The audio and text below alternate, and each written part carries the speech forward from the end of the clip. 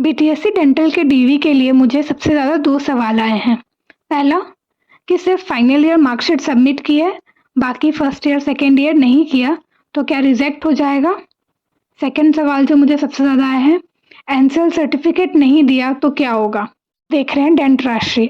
आज हम बात करने वाले हैं उन दोनों गलतियों की जो बीटीएससी के फॉर्म भरने के टाइम स्टूडेंट्स बार बार कर देते हैं और जो सिलेक्शन के रास्ते में बड़ा रिस्क बन जाती है। सबसे पहले बात करते हैं बीटीएससी डेंटल सर्जन के फॉर्म में अगर आपने सिर्फ फाइनल ईयर की मार्कशीट सबमिट की है तो क्या आपको डीवी के लिए बुलाया जाएगा या आप रिजेक्ट हो जाओगे? चलिए सीधा जवाब देते हैं। अगर मैंने फाइनल ईयर की मार्कशीट सबमिट की है तो आखिर प्रॉब्लम क्या है? ठीक है, पहले ये बात करते हैं। तो अगर बीटीएससी या कोई भी गवर्नमेंट रिक्रूटमेंट जब बीडीएस क्वालिफिकेशन चेक करता है तो पूरे 4 ईयर्स के मार्कशीट मांगता है। ठीक है, अगर आपने फॉर्म भरने वक्त सिर्फ और सिर्फ फाइनल ईयर की मार्कशीट अपलोड की तो टेक्निकली आपका डॉक्यूमेंट इनकम्प्लीट माना जा सकता है, लेकिन इसका मतलब ये नहीं कि आपका फॉर्म तुरंत रिजेक्ट हो गया। डॉक्यूमेंट्स रिजेक्ट कब होते हैं?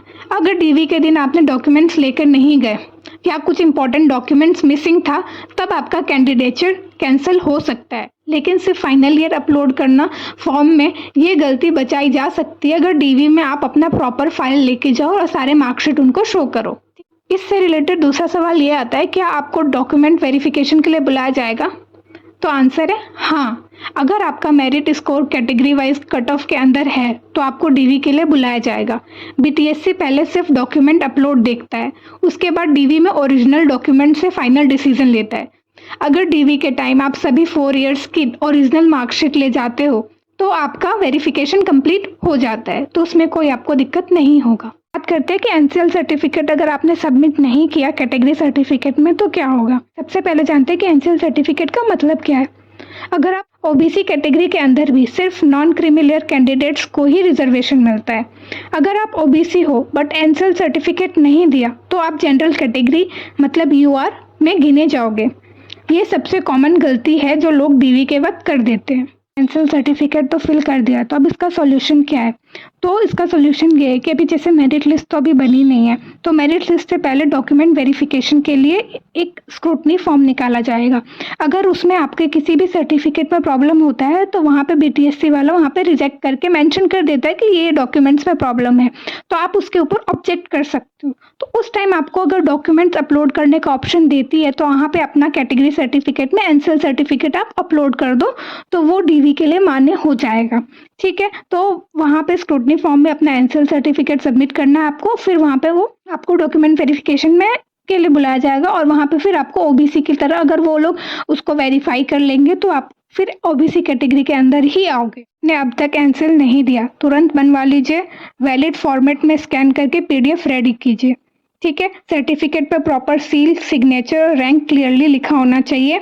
जो भी रेवेन्यू ऑफिसर हो या जिनसे भी अप्रूव्ड एनसीएल सर्टिफिकेट है, वेरिफिकेशन के बाद रिजेक्ट हो सकता है। सर्टिफिकेट की जो लास्ट डेट है वो 1 साल के अंदर होनी चाहिए जो आप नया बनवाओगे। लेकिन आपको क्या क्या डॉक्यूमेंट्स लगते हैं या लेके जाना है आपको। ठीक है, first year BDS marksheet, second year BDS marksheet, third year BDS marksheet, final year BDS marksheet, BDS passing certificate, internship completion certificate, BDS registration certificate जो कि बिहार डेंटल काउंसिल का हो, फोटो आईडी में भी आधार कार्ड, पैन कार्ड जो भी आपने डाला हो सबका एक एक फोटोकॉपी, ओरिजिनल डॉक्यूमेंट्स। ठीक है, रेडी रखिए अपने फोल्डर में। आपने भी सिर्फ फाइनल ईयर की मार्कशीट अपलोड की थी और कैटेगरी सर्टिफिकेट अपलोड किया था, एनसीएल सर्टिफिकेट नहीं अपलोड किया था, तो डोंट वरी, आपको डीवी के लिए बुलाया जा सकता है। उससे पहले अगर स्क्रूटनी फॉर्म आया है तो आप उसको अपलोड कीजिए। जब डीवी के लिए बुलाया जाएगा तो आप अपना प्रॉपर जो रियल सर्टिफिकेट है उसको लेके जाएंगे, आप दिखाएंगे, तो उसमें आपको कोई टेंशन लेने, वहाँ पे आपका डॉक्यूमेंट वेरीफाई कर दिया जाएगा। बीटीएससी के रिक्रूटमेंट में छोटी सी गलती भी आपका सीट का चांस छीन सकती है, इसलिए ये वीडियो सब डेंटल एस्पिरेंट्स के लिए सुपर इम्पॉर्टेंट है। अगर आपने भी इनमें से कोई गलती की है तो कमेंट करके बताओ और मैं नेक्स्ट अपडेट या व्लॉग में आपके हेल्प जरूर करूँगी। और सब्सक्राइब कीजिए डेंट राशि को, क्योंकि यहाँ मिलेगा आपको डेंटल करियर का असली रास्ता बिना कन्फ्यूज़न के।